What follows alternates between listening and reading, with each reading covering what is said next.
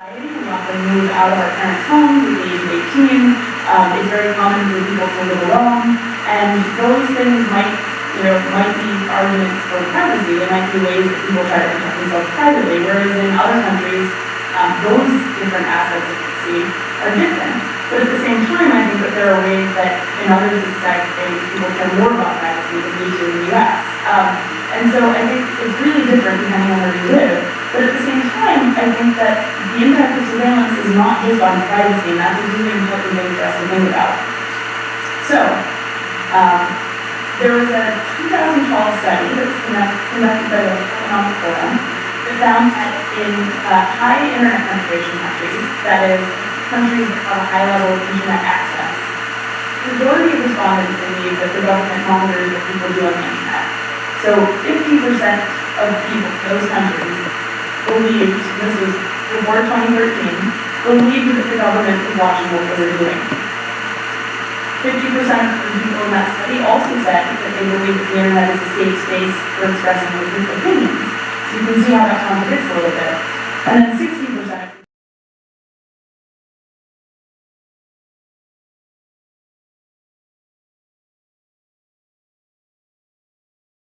people like journalists and activists being concerned about saying things online. And so this is not just about privacy, but also about free speech.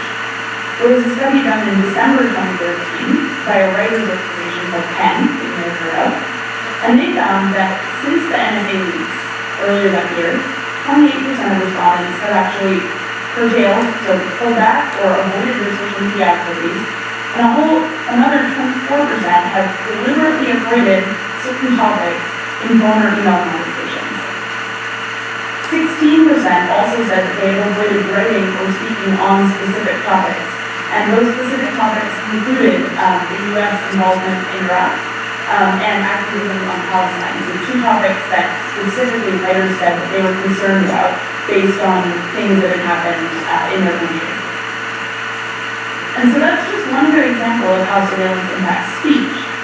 Another example is how surveillance impacts our freedom of association. So right now, you're all at a conference, and you're all in the same group.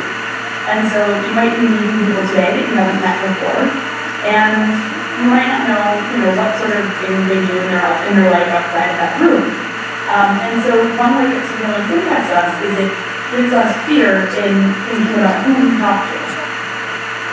So in the United States, there was a court case in 1958, quite a while ago, where the Supreme Court actually held that if the state government reports a membership organization, so that is an organization where people sign up, pay to be members, or otherwise associated with each other.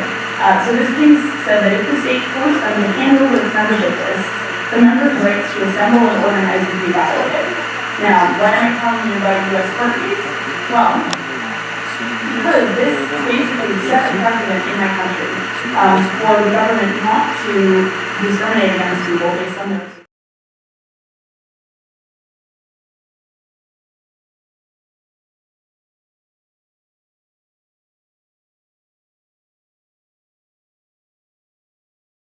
the government is able to map those connections to one another. So, I might be friends with someone on Facebook who is involved in some sort of activism in the US or in another country that gets them in trouble, and just by associating with them, I could be at risk.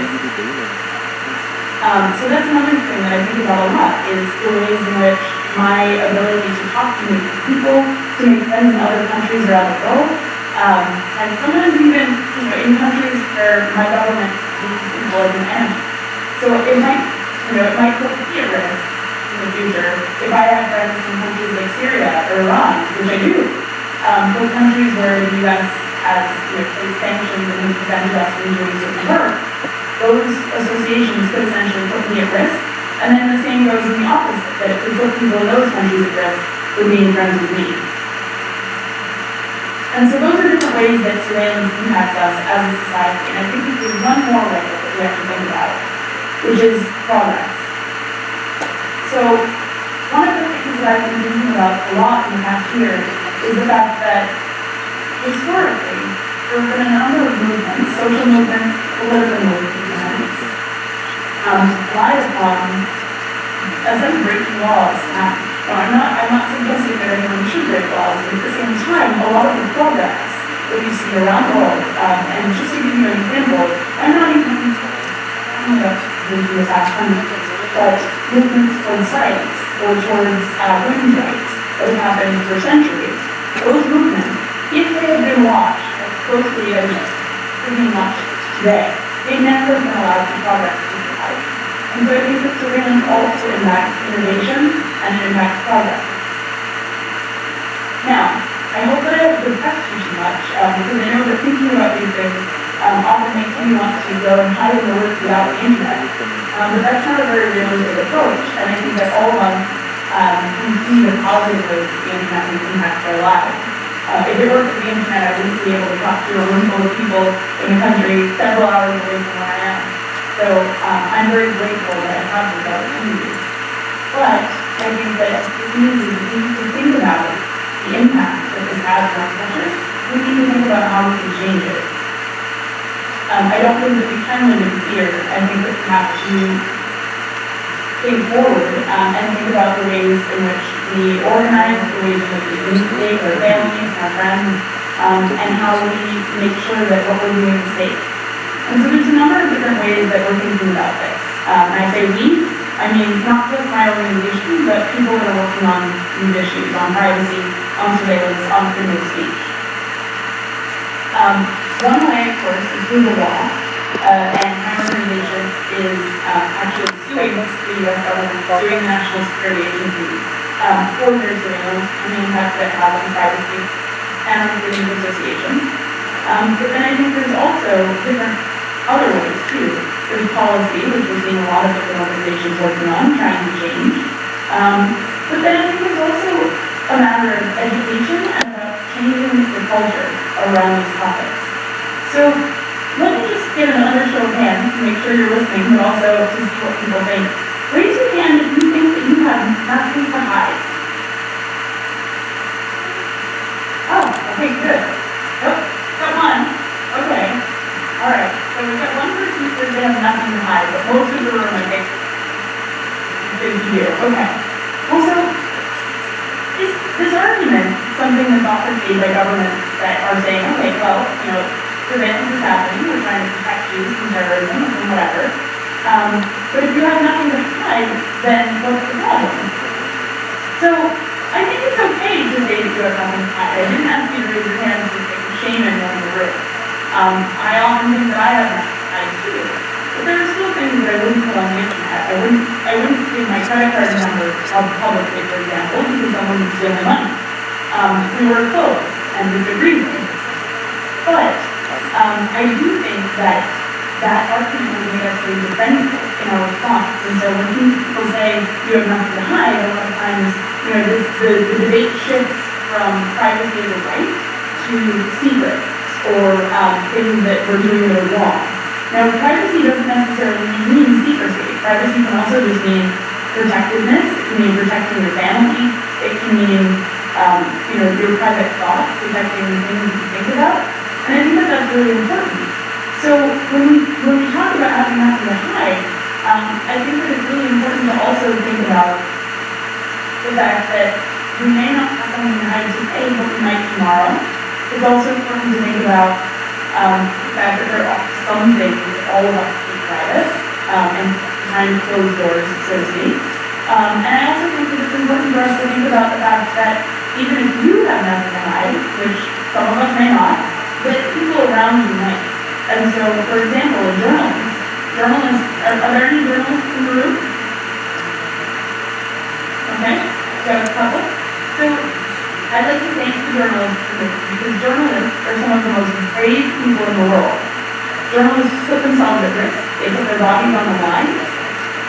And oftentimes, they're not concerned about their own safety. And I really respect you for that, and thank you for your service. But at the same time, one thing that journalists have not been thinking about, that we've seen in the past year, now they're starting to, is the fact that their sources often have a lot to hide and a lot to risk by sharing information. And And so that's another example of, it's not always just about you as a person, it's also about the people that you interact with. And so, as a journalist, you may have not a little eye, but the people that give you information that allow you to do your job, they probably do. And so that's another thing to think about, is just how do we protect the people around us. And so I think that, just to conclude, because I'd love to take time for questions, I think that as awareness of the surveillance increases amongst us, amongst the people in this room, people that work with, people in the world, we'll find new ways of fighting back against it. And sometimes, and the one thing I forgot to mention at the start, we talked about cultural shift and legal and political shift, but there's one more thing, and this is really important, is technology. So the same way that you have easy access now to Facebook or to Twitter, we also have easy access to a new set of tools that help us to keep our communications private. And I hope that we'll have a chance to share some of those tools later. But for example, there are ways that you can encrypt your email or encrypt your SMS even. And these are different things that are really important also for making sure that communications between two people stay private, not just from the government, but also from companies and from people who might want to sort of hack or otherwise compromise what we're doing. And so I think that given the complex nature of spying and all of these different rights that it affects, I think it's really important for us to think about this, not just as a privacy issue, but also as an issue of freedom of speech and freedom of association and innovation.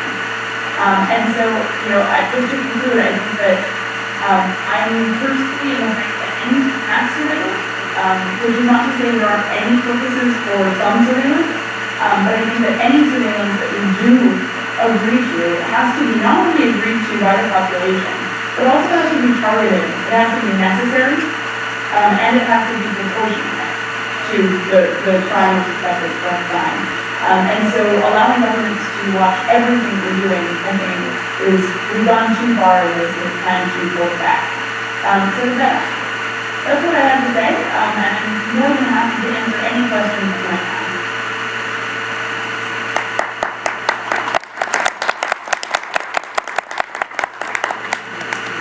Thank you.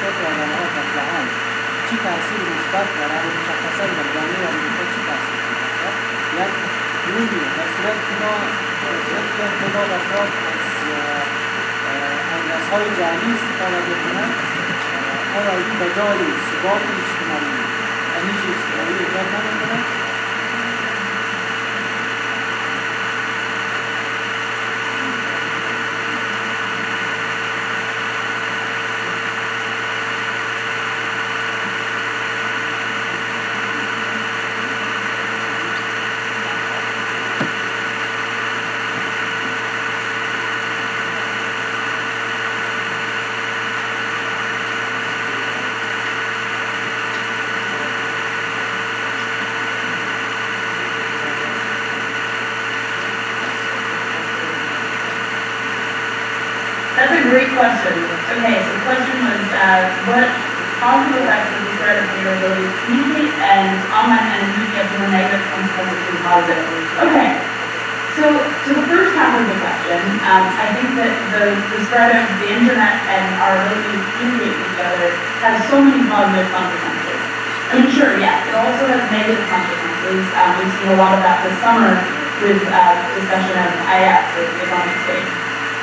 But I think other than the obvious example of the fact that before the internet, there's no way that I would be able to have this conversation with you.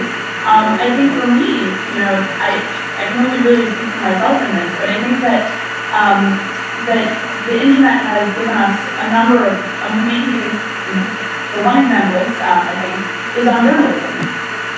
I grew up in the US, and I grew up reading our national newspapers, the New York Times, the Washington Post, for example. And the more I've traveled around the world, the more I've realized that they're not always a good representation of the places that we travel. And not only that, there are countries in the world that are not even covered in the US media, or places that I would never hear about if it weren't for the internet. So I think that the impact that the internet has had on reporting, allowing us to see into places that we otherwise wouldn't be able to understand based on our own country's media, that's one huge impact. And I think that it helps us connect as individuals and realize that we are actually quite all the same. I think another thing too is on family. I live in a country different from my family now, and every Saturday morning I Skype with my mother so that we can see each other and I can talk with her. And I think everyone kind of has this. I assume lots of people in the room have family members that live in other countries. Is that? Yeah, many. So I think that that's a very common thing, and I think that the thing about the internet is that it doesn't require a lot of cost for us to be able to connect with our family. Years ago, if a family member moved abroad and were working in another country, for example, the only way that they could connect with their family would be by letter, of course, by mail, or by taking an expensive trip home. And now, I see friends who work abroad who are able to Skype into their families, celebrations or other parties, things like that. And I think that's a really incredible thing that allows us to not feel so far away from the people that we love. I know it's been really important to me. I'm sure that there are many other incredible positive consequences, but I think that those are two really good examples. And now to the second question, online anonymity. Okay, so I'm in favor of anonymity online, but I think that also it's important that we don't disregard the negative consequences that it has. And so there are a lot of different arguments against anonymity. I'll talk about those first. There are people who say that being anonymous on the internet enables crimes, for example, the drug trade or other illegal things. And there are arguments also that by not using your real name, you're able to be meaner, basically, to not be very nice. That using a real name on the internet enables people to be more civil and kinder to each other. But at the same time, I think that anonymity is really important for many people. So I think it's important for journalism, for sources to be able to be anonymous and protect themselves. I think it's also really important for activists to live in countries where their activism is essentially illegal. And again, to go back to Egypt for a moment, there's been a law there over the past year that has banned protests, completely banned protests. And I've seen several personal friends of mine go to prison for that. And so I think that in that kind of context, where organizing is just completely banned, anonymity is also really important. And then I think there's a third category, and that is, I think there are many more, but one third category that I think about a lot is young people. I don't know how many of you use the internet, but I can't tell how the age of the room. But did anyone use the internet before they were, say, 18 or 20 years old when you were young? Okay, a couple. So I did. I was on the internet from the time I was about 14 years old. And I think that it's really good that I didn't use my real name back then. Because a lot of the opinions that I had are different from the things that I feel now. And I might be embarrassed about some of the things that I said as a young person. Now, that might seem like a silly example, but I think it's really, if young people are wanting to use the internet, and they are, I think that it's really important that they be able to use that as a safe space to test out their ideas, to interact with people without feeling like they're compromising their identity. Because one of the problems with the internet is that everything you say there is there forever. Even when you delete things sometimes, they remain online. And so the idea that we can, allow young people to experiment online, to have conversations, to test their ideas, I think that that's really important too for anonymity. And so I guess to answer the question, I can't say whether it has more negative consequences or more positive ones, but I think that we need to allow it. I think that it's really important that we continue to allow anonymity. Otherwise, I worry that our societies will suffer as a consequence.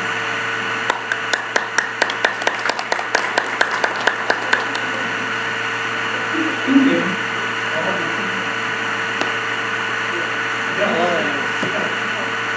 Oh, question on Twitter. Okay. Great question. Okay, so the question on Twitter was most people there don't care or know about surveillance. What can be done? Yeah, so that's a really tough question. I think that that's actually true in a lot of places. I mean, we've seen more attention on this in the past year in the US, in Western media, for example, because of the revelations of Snowden. But even then, I think the majority of the population still doesn't really care, and that's why we haven't seen big changes in our laws. And so this is something that I care a lot about. And so I spend a lot of my time writing and talking about why these things matter. Now, in terms of what you can do, it's hard for me to say a full answer because I don't know all of the specific legal and political context. This is not a country that I know very well. But at the same time, I think as individuals, I think that this is a conversation that we should be having with our friends, with our family. I think it's something that we should write about and talk about with people that we know. And I think that it's important to ask, about whether people think they have anything to hide. And so one example of this is, I talked a little bit about the nothing to hide argument. So a friend of mine said this the other day, that he was having this conversation with, I think it was his mother actually, and she was saying, I have nothing to hide. And so he said, okay, well, if you were sending an email and you knew that the government was watching you, would you change anything that you've written? And she thought about it for a minute, and she said, yes, I would. And so I think that that's, we need to find ways of asking those questions of people that we know. And I think really trying to change people's minds one by one. And so I think that's easier actually in some ways when you have someone who opposes you. It's harder when you have people who don't care or who are complacent about these issues. And I don't always have the solution to this, but I do think that if we don't make it just about privacy, if we start talking about the effects on speech and on innovation and on association, that people will start to understand it a little bit better. Because to be honest, I do think that privacy is very important, but I don't think that it's the whole picture, and I don't think it's always easy to convince people that privacy is important if they're used to living either in a personal context or in a culture or a society where that's just not valued. But I think that all of us understand the importance of speech. We might have different ideas on what is free speech, but I think all of us agree that free speech is important in whatever context that is. And so helping people to understand that surveillance doesn't just impact their personal privacy, but also their free speech, I think that can be a really helpful argument.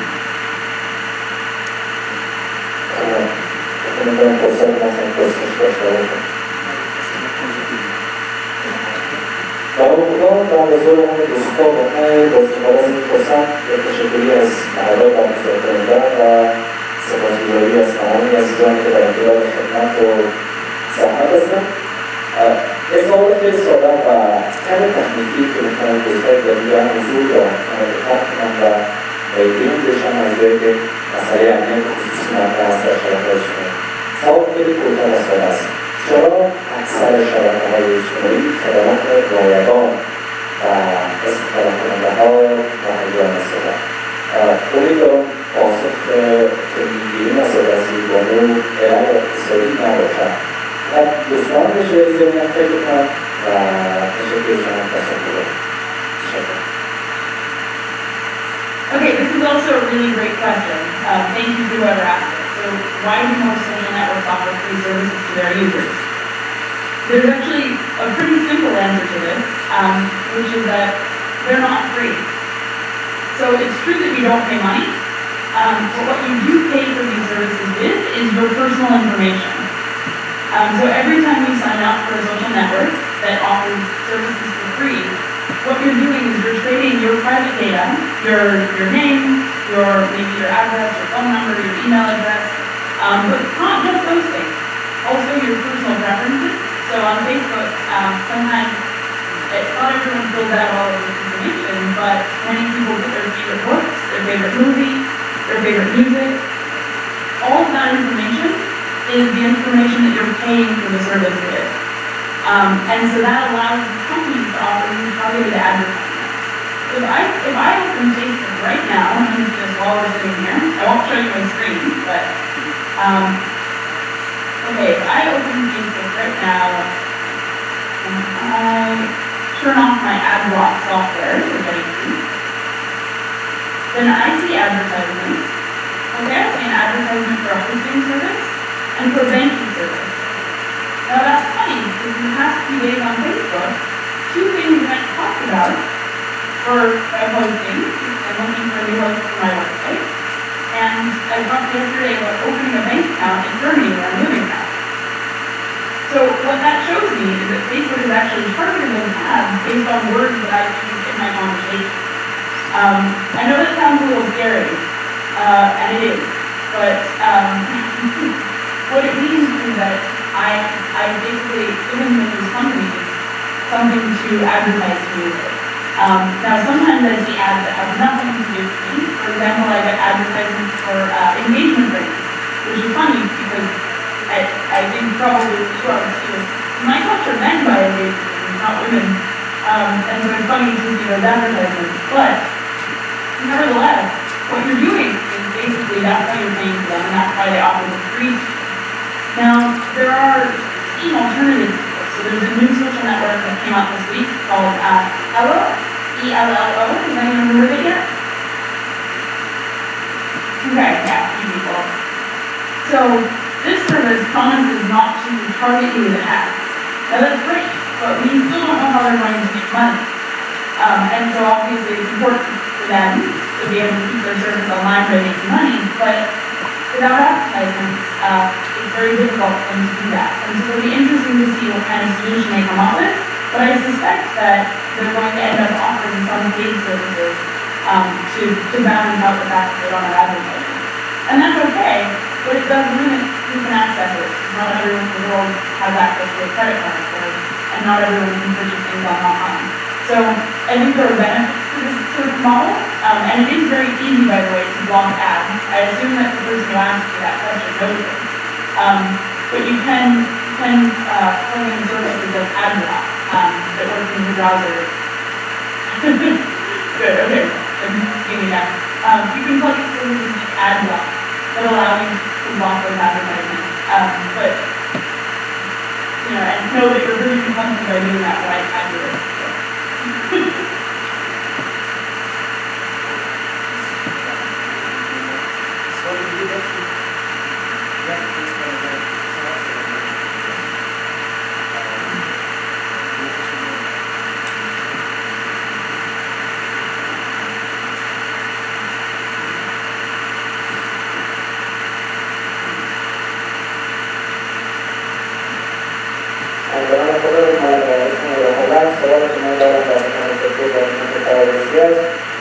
میتونید که هر فیسبوک باید منبع موبایل باید ایمیل آدرس و خیلی و همچنین منبع آدرس گوش در استفاده میکنه وصل است و از طریق این منبع آدرس بعضی از کشورها میتونن که اطلاعات یوزرها رو کنترل کنند به مثال از ایران در نظر بگیریم خیلی از دولت ایران میتونه که از طریق کسی که از این یوزر استفاده کنند او رو محدود بسازد. به نظر شما آیا این یک محدودیت بیان هست یا نه؟ و اینکه یک دولت از لحاظ سکیوریتی کاربرها تحت نظارت قرار بده آیا این میتونه یک محدودیت فیسبوک باشه یا برای اصلاح سازی جامعه استفاده بشه؟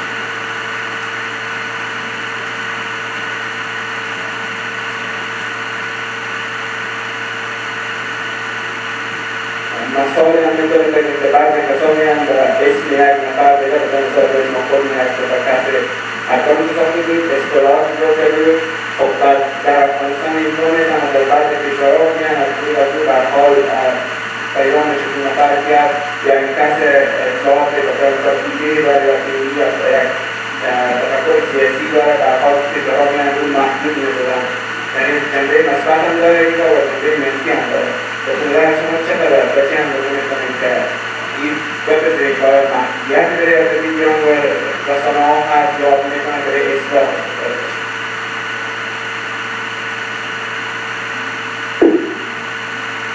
Okay, so the question that I'm seeing was about Facebook accounts being connected to identifying information, IP address, MAC address, etc., so that governments and civil users.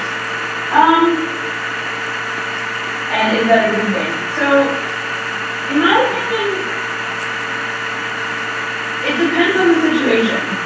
So what I would say is that I'm completely opposed to mass surveillance of this type of form. What I mean by that is not surveillance, but I mean surveillance that treats all of us as guilty until proven innocent. And so what my government right now is doing, and what many governments are doing, is collecting information on all of us, rather than on people that they suspect of crime. That to me is the problem, and that's what I'm talking about when I say it's stifles innovation and association and speech. But, and in almost everything that we do on the internet, unless we're using technologies that allow us to avoid this, so there are technologies like VPNs or that allow you to block that information from the government, or from any government really. But unless you're using that information, then or those tools rather, it is true that law enforcement, government can track you down based on what you're doing online. Now, is that a good thing? I would say yes and no. I think that any surveillance that's used needs to be done with due process. And so in the US, this would mean getting a subpoena from a court, so going to a court, getting a subpoena, and then the police following through on that on an individual in a targeted manner. Now, I think that can be a very good thing. We've seen that kind of technology used in all manner of crimes, from murder to drug crimes, etc. That sort of thing, it's good that police have that kind of access. At the same time, I think that kind of access, when done disproportionately, can easily be used. And I can talk about examples of this, but I think ultimately you can kind of see what I mean in that if the government can watch everything we're doing, then sometimes you can be unknowingly breaking the law. I know for a fact that there are something like 12,000 pages of laws in the United States. I don't know every single one of them. And some of them are very minor and very silly, but the fact is that the more that this becomes audited, the more likely it is going to intentionally break the law. And somewhere get triggered when they go to find out about it. And that really does worry. Because I do think we're at that point in society. But I do think that could be where we're headed if things are more automated and government is able to keep and even go to all of this data. And so I think that, yes, I do think that in some ways the privacy invasion or Facebook accounts to be able to track that kind of information, particularly when, as we know, they are handing over so much to government.